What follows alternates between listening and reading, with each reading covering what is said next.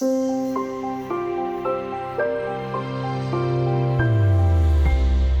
there. We've been hearing a great deal lately about factor-based investing, sometimes known as smart or strategic beta or beta. So what exactly does it mean? Here's Ben Johnson from Morningstar. What we call strategic beta is really just a new form of active management. So these index funds, these exchange-traded funds, are tracking indexes, which we generally think of as being passive, that actually have embedded within them an active bet against the market. And that active bet typically takes the form of a bet on a particular factor. So value, for example, investing in stocks that are trading at prices that are cheap relative to, say, their book value or their earnings. Momentum, so a factor that looks to exploit the herding behavior of investors that crowd in one direction or another as stock prices run up, as stock prices run down.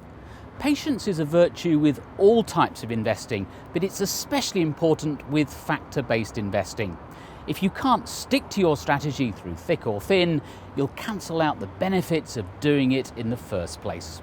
So this is by definition a form of active management, and what we'll see by definition is behavior that is very much identical to what we've seen with active management on the part of investors. I fully expect that investors in many cases will use these funds poorly. They will chase performance. They will buy after these funds have done well, they will sell them after they've done poorly, and the result will be a gap between the returns that these funds produce and the actual returns that investors experience. So factors, not unlike active management, represent a bet against the market, an active bet that by definition will experience periods in which it will outperform the broader market, in which it will underperform the broader market. And one's ability to benefit from that active bet depends on having the discipline, the fortitude to stick with it across the entirety of that cycle, which can be very difficult to do. Factor-based funds are becoming increasingly popular. So is there a danger they'll become so popular that the premiums these factors are expected to deliver will simply disappear?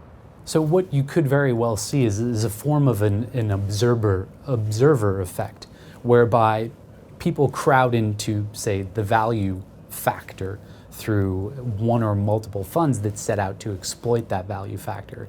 And by doing so, they squeeze out any excess performance that might have existed in there.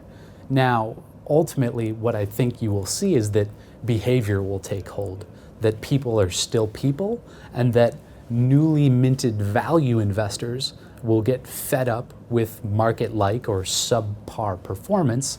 They will go out of that fund or that factor as quickly as they entered it, and value will magically reappear. Thank you to Ben Johnson and to you for watching. Until next time, goodbye.